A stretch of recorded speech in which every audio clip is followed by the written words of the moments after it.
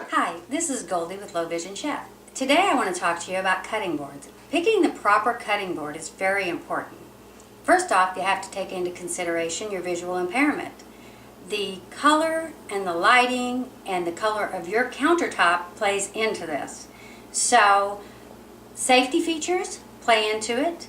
And I think one thing that you can do to help yourself out is to take just a standard piece of color paper and lay it on your countertop.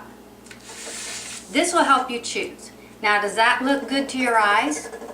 Take a piece of vegetable. I'm not sure, fruit, vegetable, what you use, what you cut most frequently.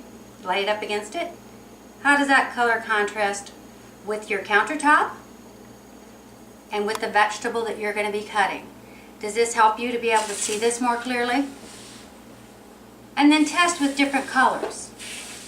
The most frequently recommended for people with visual impairments now by the low vision is black and white. I really don't care for black and white. I like the colored cutting boards more so. I tend to lean with my visual impairments. I have a central macular degeneration with a central vision impairment, and I tend to lean towards the blues and the yellows, depending on what I'm making. Now, you just test around with the different color papers and see what works for you. Another thing you want to take into consideration besides your countertop and the color that works up against the most frequently used product for you is safety. Safety for you is very important because most low vision chefs or low vision cooks quit cooking because of safety issues. They're afraid of the knife.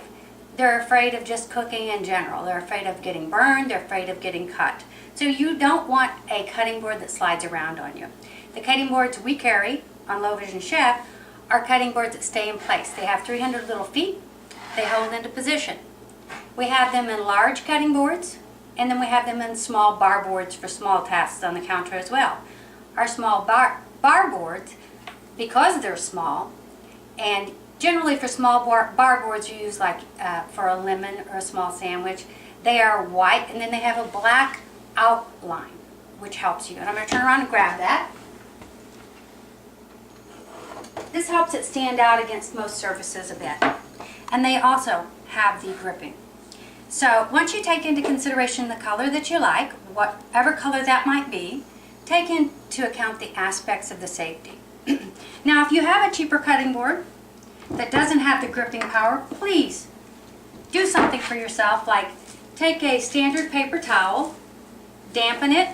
I have one here somewhere, but because I'm visually impaired, it's not so easy for me to find it. Here it is, I felt it.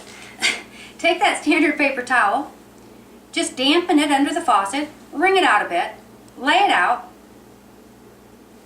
on the counter, take your cutting board, of course I don't need it, but lay your cutting board on top of that, and that'll help to hold that into position for you. Your cutting board won't slide around as much, and then when you're done, you can wipe off your counter with it. That's one way to go. Another way to go is there are these standard shelf liners that you can purchase. They're little rubber shelf liners that you can wash either in the machine or dishwasher. And there are two purposes you can use these for. First off, if you purchased a house at some time before you lost your vision or just didn't think about this whenever you put in your countertops, they can kind of change the color of your counter. And you can make a light countertop dark if the light glares in your face, or the opposite. Another thing is if you take a small piece, prior to me finding my gripper boards, I had small pieces cut, and I would lay them underneath my cutting board, and that would help hold my cutting board into position as well. So they're real handy to have, and they can be washed if you need to. Just wiped off. They get too dirty, then you can wash them. The more narrow pieces you can find at the dollar stores for $1. The larger pieces you can get at Walmart's, Target, the larger discount centers to cover, if you wanted to just cover your whole counter, say with a brown. They have them in varying colors.